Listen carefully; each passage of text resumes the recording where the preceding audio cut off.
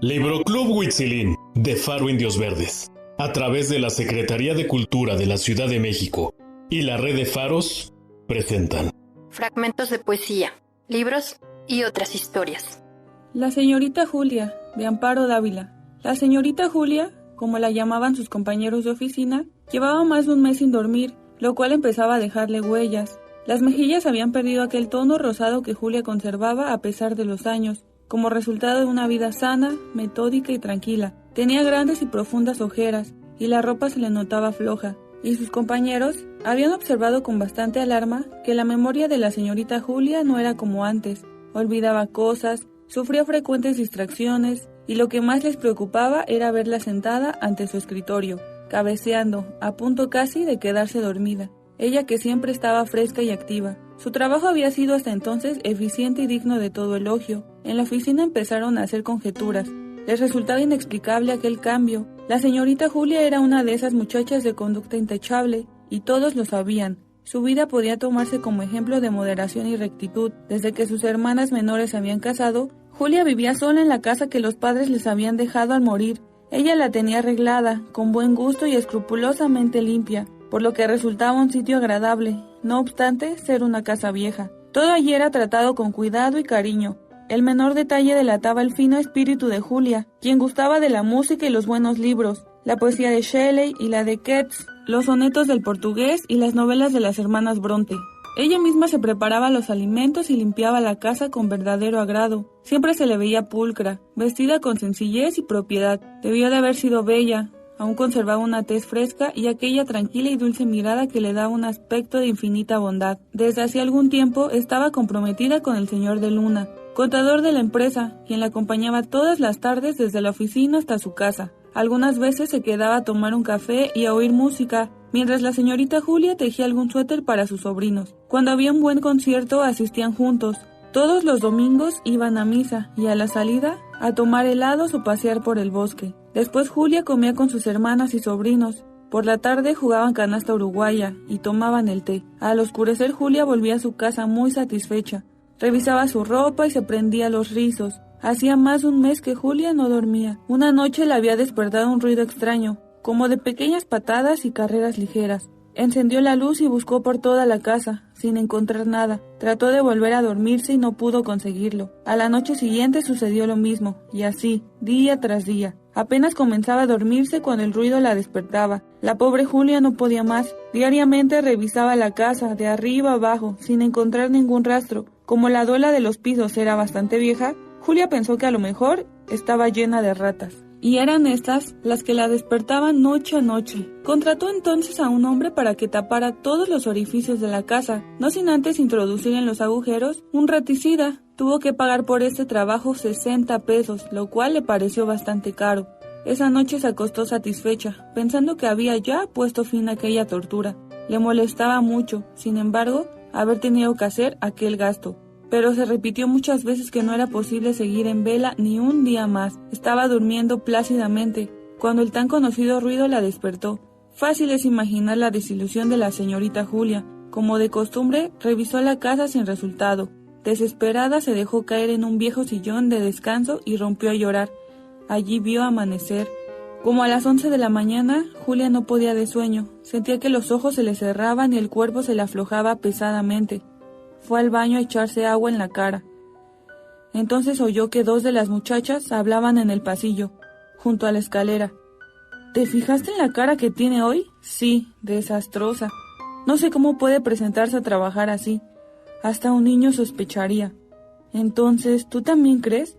Pero sí es evidente. Nunca me imaginé que la señorita Julia... Lo que a mí me da coraje es que se haga pasar por una santa. A mí me da mucho dolor verla.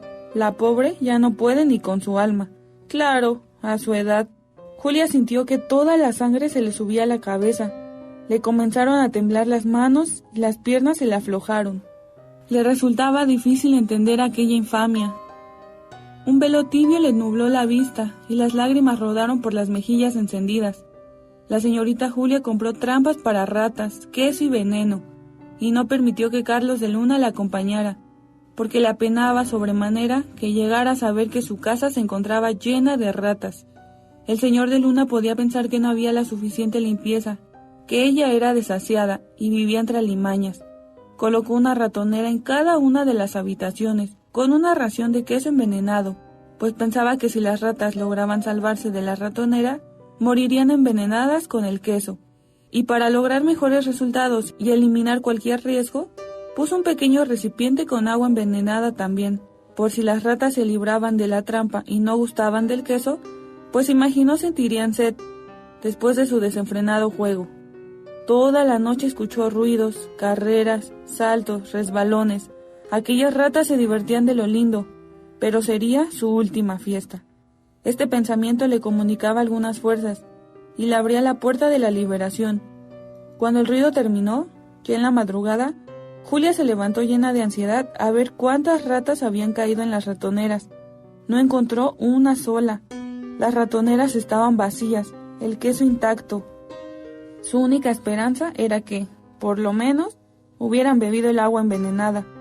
La pobre Julia empezó a probar diariamente un nuevo veneno, y tenía que comprarla en sitios diferentes y donde no la conocieran, pues en los lugares a donde había ido varias veces, comenzaban a verla con miradas maliciosas, como sospechando algo terrible.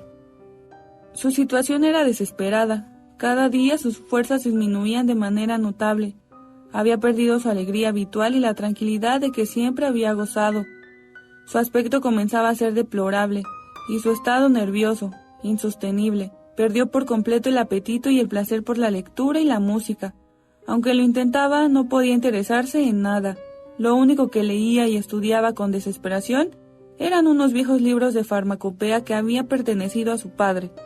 Pensaba que su única salvación consistiría en descubrir ella misma algún poderoso veneno que acabara con aquellos diabólicos animales, puesto que ningún otro producto de los ordinarios surtía efecto en ellos. La señorita Julia se había quedado dormida. Alguien le tocó suavemente un hombro. Despertó al instante, sobresaltada. El jefe la llamaba. «¿Señorita Julia?» Julia se restregó los ojos, muy apenada, y se empolvó ligeramente, tratando de borrar las huellas del sueño. Después se encaminó hacia la oficina del señor Lemus. Apenas se llamó a la puerta y se sentó en el borde de la silla, estirada, tensa. El señor Lemus comenzó diciendo que siempre había estado contento con el trabajo de Julia, eficiente y satisfactorio, pero que de algún tiempo a la fecha las cosas habían cambiado, y él estaba muy preocupado por ella, que lo había pensado bastante antes de decidirse a hablarle, y le aseguraba que, por su parte, no había prestado atención a ciertos rumores. Esto último lo dijo bajando la vista. Julia había enrojecido por completo. Se afianzó de la silla para no caer. Su corazón golpeaba sordamente. No supo cómo salió de aquel privado, ni se alcanzó a decir algo en su defensa. Cuando llegó a su escritorio sintió sobre ella las miradas de todos los de la oficina. Afortunadamente el señor de Luna no estaba en ese momento. Julia no hubiera podido soportar semejante humillación. Las hermanas se dieron cuenta bien pronto de que algo muy grave sucedía a Julia. Al principio aseguraba que no tenía nada, pero a medida que las cosas empeoraron y que Julia fue perdiendo la estabilidad, tuvo que confesarle su tragedia. Trataron inútilmente de calmarla y le prometieron ayudarla en todo. Junto con sus maridos revisaron la casa varias veces sin encontrar nada, lo cual las dejó muy desconcertadas. Aumentaron entonces sus cuidados y atenciones hacia la pobre hermana. Poco después decidieron que Julia necesitaba un buen descanso y que debía solicitar cuanto antes un permiso en su trabajo. Julia también se daba cuenta de que estaba muy cansada y que le hacía falta reponerse, pero veía con gran tristeza que sus hermanas dudaban también del único y real motivo que la tenía sumida en aquel estado. Se sentía observada por ellas hasta en los detalles más insignificantes, y ni qué decir de la oficina, donde su conducta llevaba a los compañeros a pensar en motivos humillantes y vergonzosos.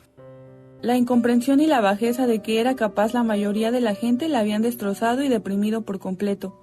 Recordaba constantemente aquella conversación que había tenido el infortunio de escuchar y la reconvención del señor Lemus, y entonces las lágrimas le rodaron por las mejillas y los sollozos subían a su garganta.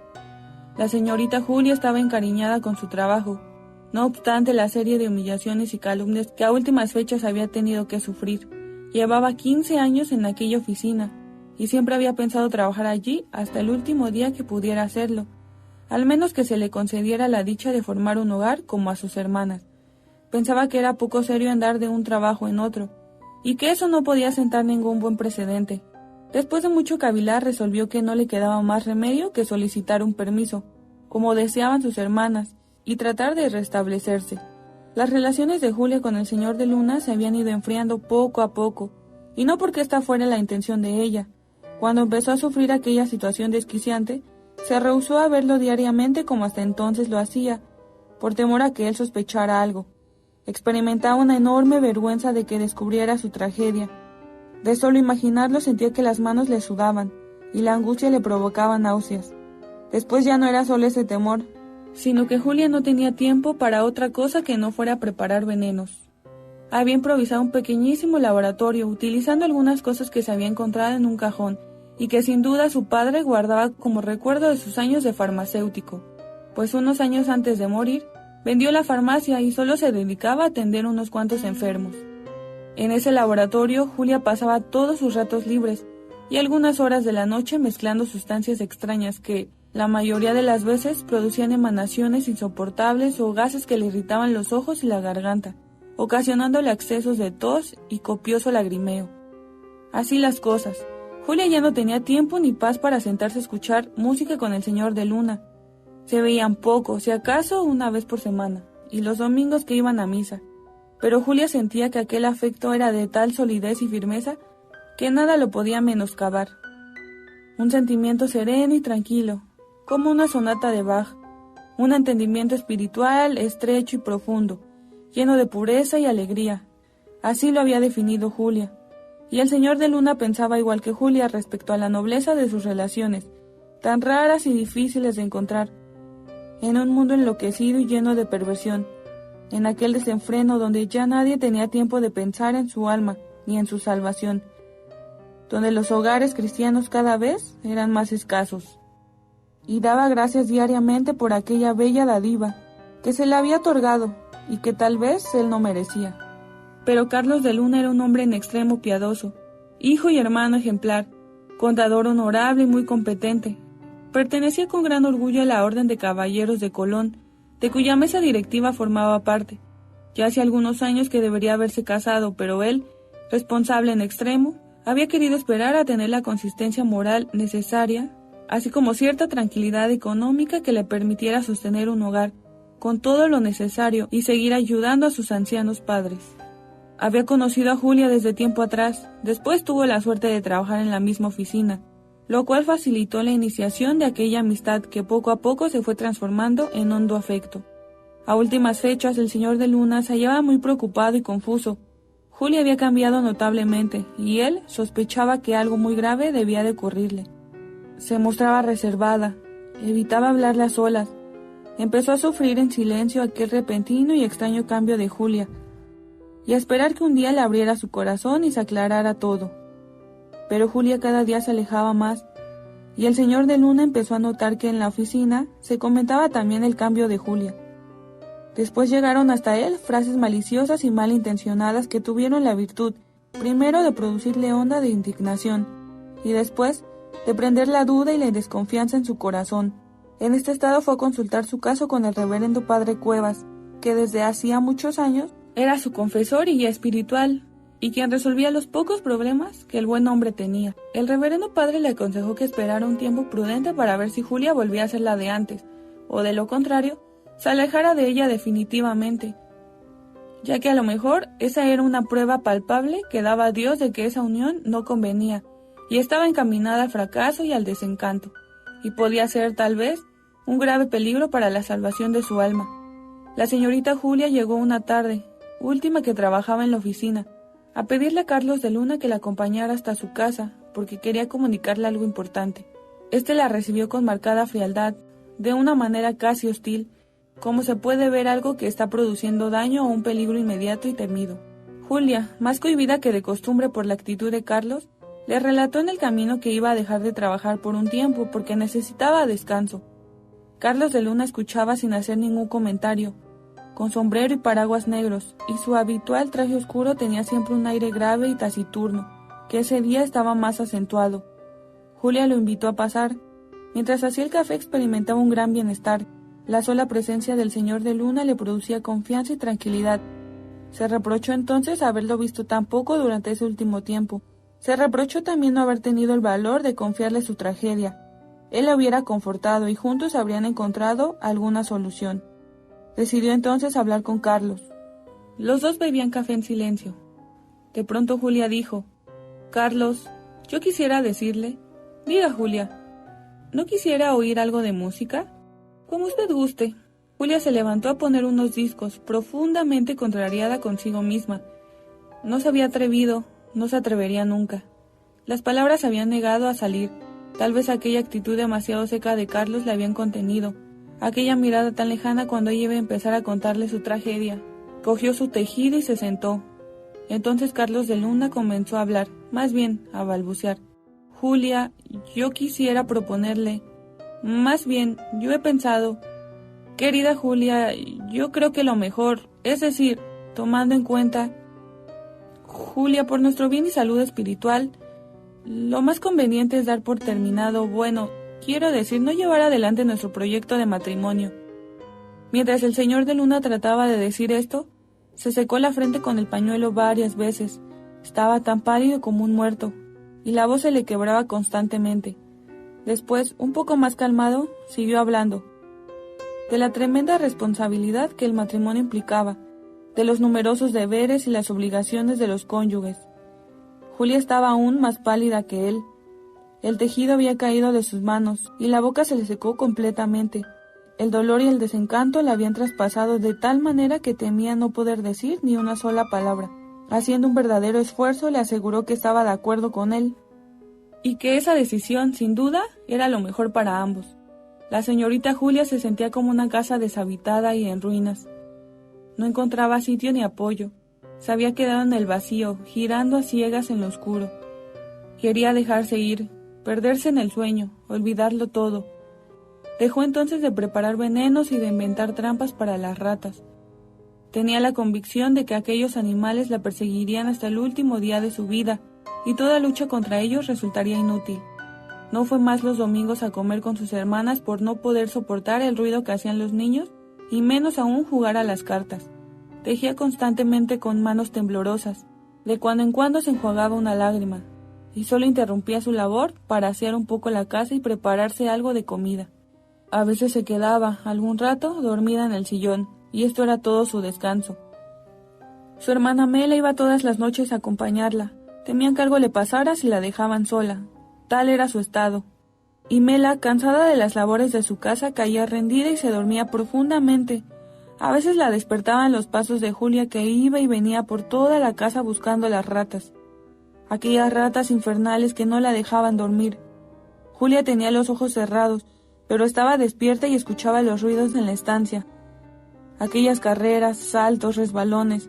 Después allí en su cuarto, llegando hasta su cama, debajo de la cama. Abrió los ojos y se incorporó. Algo de claridad penetraba por las viejas persianas de madera. Escuchó como una estampida, una huida rápida. Distinguió unas sombras alargadas y alcanzó a ver unos ojillos muy redondos, muy rojos y brillantes. Encendió la luz y saltó de la cama. Ahora sí las encuentro. Después de algún rato de inútil búsqueda, volvió a la cama tiritando de frío. Lloró sordamente. Se mesaba los cabellos con desesperación o se clavaba las uñas en las palmas de las manos, produciéndose un daño que ya no sentía. Aquella mañana la señorita Julia se levantó haciendo un gran esfuerzo. Dio algunos pasos tambaleante y se detuvo unos minutos frente al espejo para componerse el cabello. El rostro que vio reflejado no podía ser más desastroso. Abrió el closet para buscar algo que ponerse, y allí estaban. Julia se precipitó sobre ellas y las aprisionó furiosamente. Por fin las había descubierto. Las malditas eran ellas, con sus ojillos rojos y brillantes. Eran ellas las que no la dejaban dormir y la estaban matando poco a poco, pero las había descubierto, y ahora estaban a su merced. No volverían a correr por las noches ni a hacer ruido. Estaba salvada. Volvería a dormir, volvería a ser feliz. Allí las tenía fuertemente cogidas. Se las enseñaría a todo el mundo, a los de la oficina, a Carlos de Luna, a sus hermanas. Todos se arrepentirían de haber pensado mal. Se disculparían, olvidaría todo. Malditas. qué daño tan grande le habían hecho. Pero ahí estaban, en sus manos, reían a carcajadas. Las apretaba más, caminaba de un lado a otro del cuarto, estaba tan feliz de haberlas descubierto, ya había perdido toda esperanza. Reía estrepitosamente, ahora estaban en su poder, ya no le harían daño nunca más. Hablaba y reía, lloraba de gusto y de emoción, gritaba. ¡Qué suerte de haberlas descubierto! ¡Qué suerte! Risa, llantos, gritos, carcajadas. Con aquellos ojillos rojos y brillantes, gritaba. Cuando Mela llegó, restregándose los ojos y bostezando, encontró a Julia apretando furiosamente su hermosa estola de Marta Cebellinas.